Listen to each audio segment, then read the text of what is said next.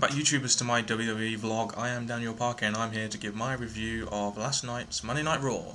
And what better way to what better way to start off than have a John Cena promo. He comes out and makes fun of the Wrestlemania guest host, saying it could be Justin Bieber, it could be anyone in the world, you know, there. He also says some shit about Michael Cole. I don't know, I'm glad that he made fun of Michael Cole because I hate him. What did he actually say though? He said that, do you know what, I can't even remember, it doesn't even matter, he dissed Michael Cole, that's good enough for me. And then after that, his sort of 2-3 minute segment, out comes CM Punk saying that he can beat Cena without Nexus in the Elimination Chamber, blah blah blah blah blah. And then he walks to the ring and then begins the match. So we got something good here. We got a little tiny segment. We haven't got a whole 15-minute segment at the start. We got a 3-minute segment, possibly 5, and then we go straight into a match, which is good. I like that. The match itself was okay.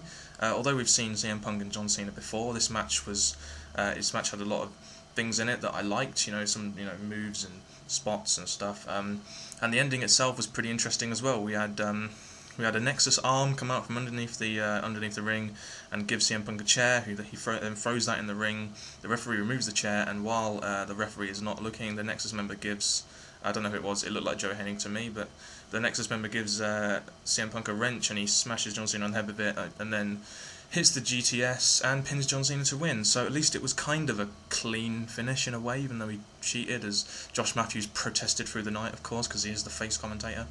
But yeah, overall good match. Yeah, I enjoyed it. It was entertaining, and the ending itself I thought was pretty good.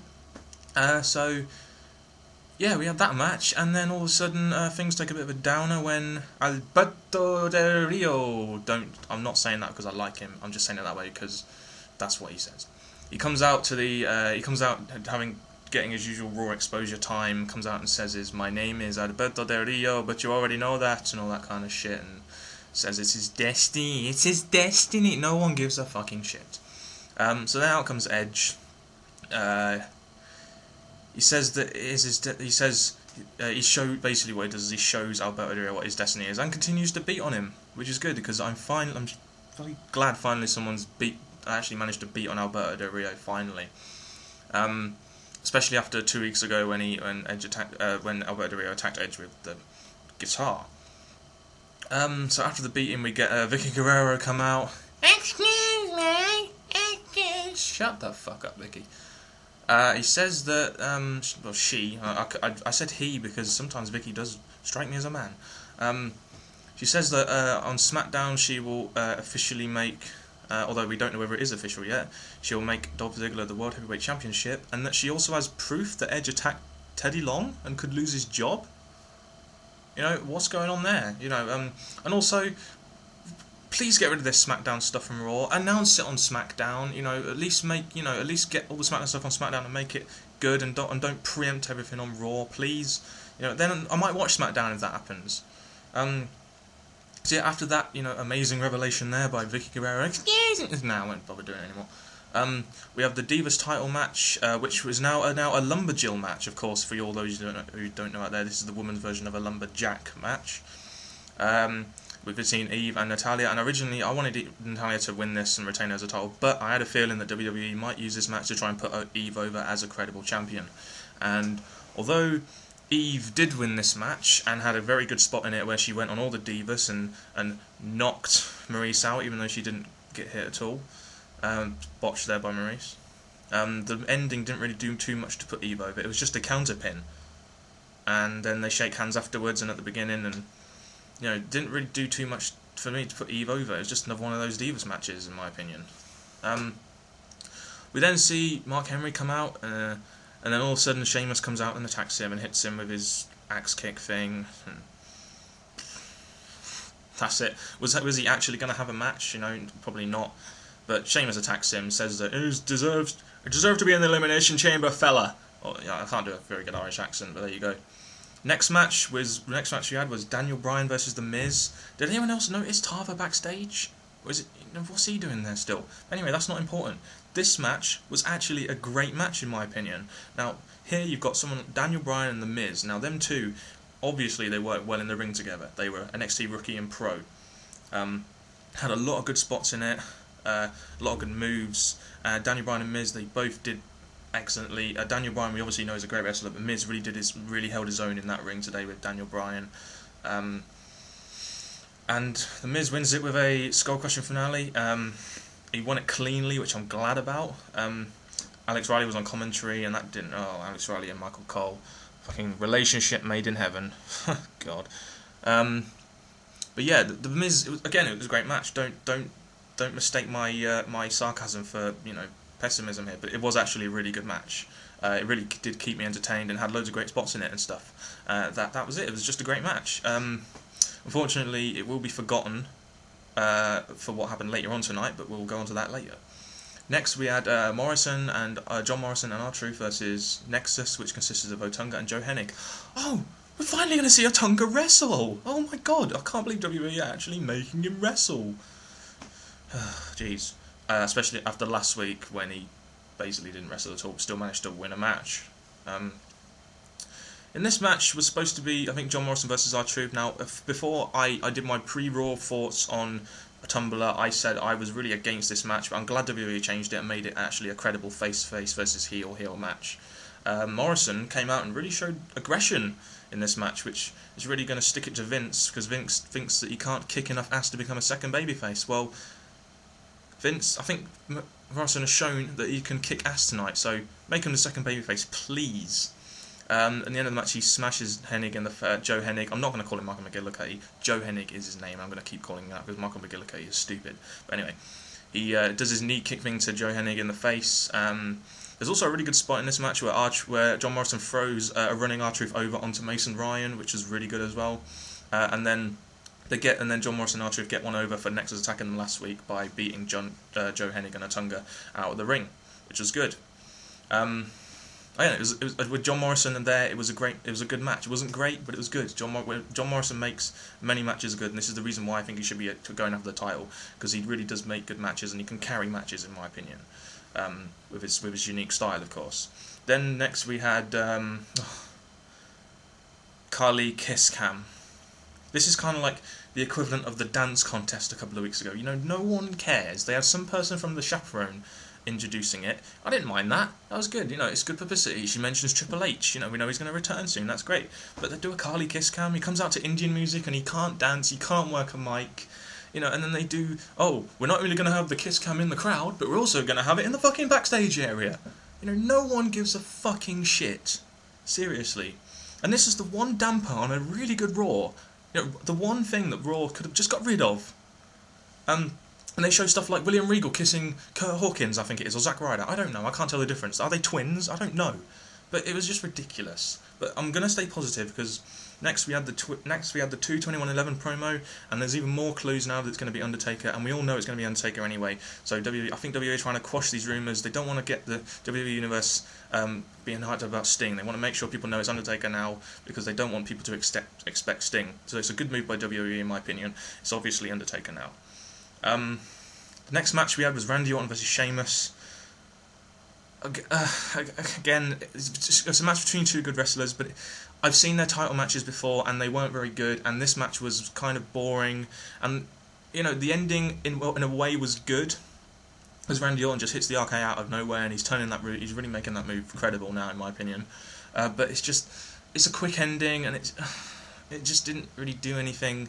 But that's just my opinion. And we've had through this bit of Raw until the main event bit, we've had some really good matches, and this match itself was probably the worst out of a lot of the matches. They've utilised the wrestlers really well on this Raw, which they didn't do last week or the week before very well. Okay, so I always make mistakes in my video, but I made a big mistake here in the fact that after the Sheamus Randy Orton match, Nexus come out to attack Randy Orton, and after them piling him in a corner, out comes John Morrison, Morrison, R-Truth, and John Cena to make the save. Randy Orton hits a couple of RKO's, and finally John Cena hits an attitude adjustment on CM Punk, and then that I guess that's WWE getting one over the Nexus, really, to be honest. I'll now continue with the video.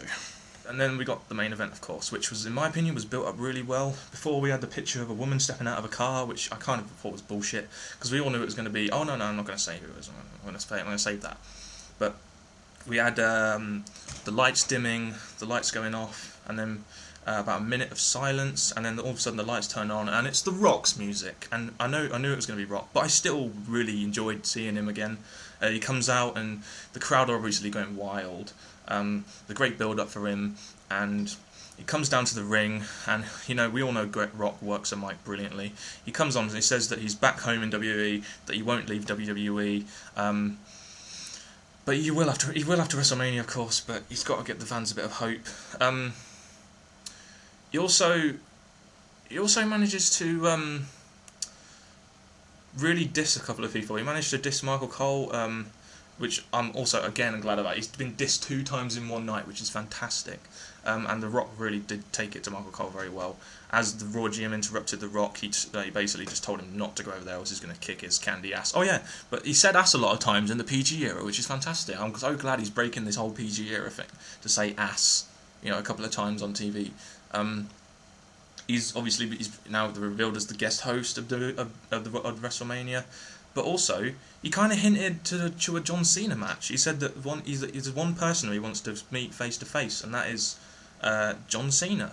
And of course, The Rock, the great mic worker he is, manages to diss the hell out of John Cena, and there was a big chant of "Cena sucks" going around the arena, and that kind of, even though I'm a kind of John Cena fan, it kind of rung out to me.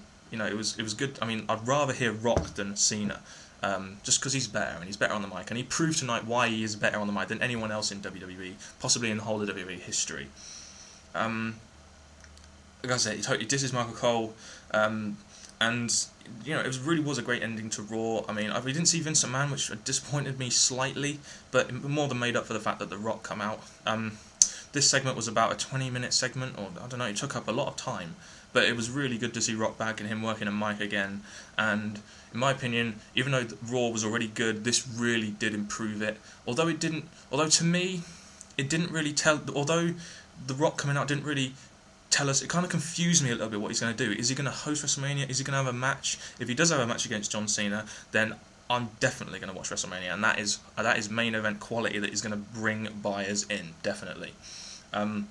So I'm going to end this video by just giving you my overall thoughts. The card was good, the storytelling was good, there was good spots, the matches were well thought out, there was rivalries in the matches, just really good. Although there wasn't really too much towards Elimination Chamber, but the Raws before answered that a little bit. But I'd like to have seen a little bit more towards Elimination Chamber. This all seemed to kind of build up more to WrestleMania rather than Elimination Chamber.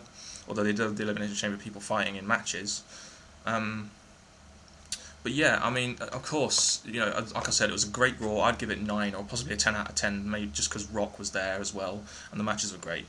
But I'd like to see what WWE. I think, to be honest, I'm gonna keep my mind open here, because as much as I'm glad to see The Rock back, I think it's more important to see what he does at WrestleMania or in the future. Because if he, we don't know what he's gonna do yet, and let's just hope he does something that's gonna add to WWE rather than just go back to his Attitude Era. And, people are gonna.